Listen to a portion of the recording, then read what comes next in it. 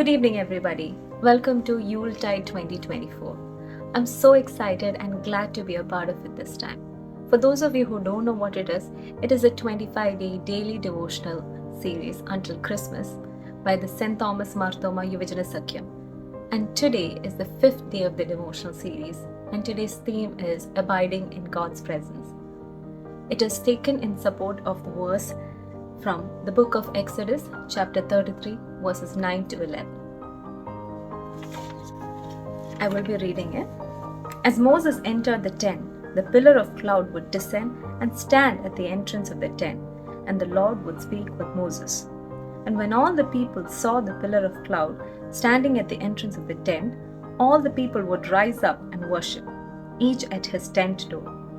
Thus the Lord used to speak to Moses face to face as a man speaks to his friend. One of the striking points in this passage for me is how God speaks to Moses as a friend. And this is not the first time it is mentioned in the Bible that God speaks to us as friends.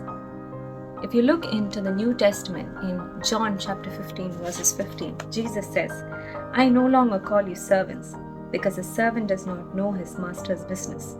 Instead, I have called you friends." Here, Jesus calls his disciples friends. Now, let me ask you something. We all have friends, right? And when we hang out with a friend for a long time, their characteristics and mannerisms kind of become like ours. And if it's a good friend, a person with a good habit or good way of life, we will kind of pick it up.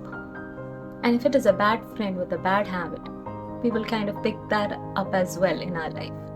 So, our choice of friends really matter, right, in our life. Now imagine that the King of Kings, the Lord of Lords, the Creator of the universe wants to be a friend. Would we say no to it? One of the few things that came into my mind as I was looking into this passage is on how to build a friendship with our Lord Jesus Christ. And what are the possible transformation that will happen in my life. And some of the changes in the transformation that I could come across was peace and comfort. In John chapter 14, verse 27, Jesus says, "Peace I leave with you, my peace I give you.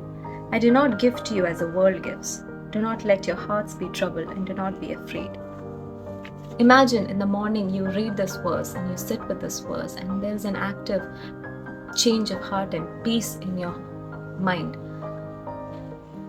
And imagine when you go out into the world with this kind of a peace. Imagine how beautiful and wonderful it is for the people who meet you in your workspace. When the tensions of the world come into you and you have this peace that God gave you, it is going to give a different look to a person who sees you. The next point that I have is growth in character. Galatians chapter 5 verse 22 says, But the fruit of the Spirit is love, joy, peace, forbearance, kindness, goodness, faithfulness, gentleness, and self-control." When we give time to the Lord to make changes in our heart, our character gets reformed. Our character will start to be more kinder. We'll start to be more patient, more forgiving. And it is only by the work of the Spirit that our character will have a shift. We will also in turn leave harmful habits and attitudes as well. The third point that I came across is strength and resilience. At this time of a lot of social media, peer pressure and work pressure and everything that is thrown upon each one of us, we really need a godly strength and resilience in this life. As Paul said in Philippians chapter 4 verse 13, "I can do all things through Christ who strengthens me." He was going through a physical pain at that time when he wrote this, and he could have only written it by the work of the Spirit in him.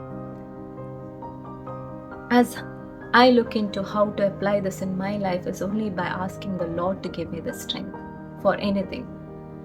So, looking into the theme, abiding in the presence of God, It is only by abiding in the presence of God can we achieve any of the above three: the peace and comfort, a growth in character, and a strength and resilience. As I conclude, I want us to bring into the attention that Jesus wants to be our friend. Our God, the King of Kings, the Creator of the universe, He doesn't need to be our friend. He wants to be.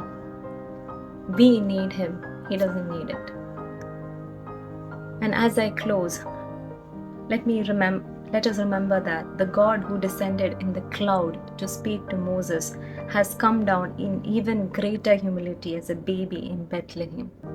He calls us to experience His nearness, His friendship, and His love.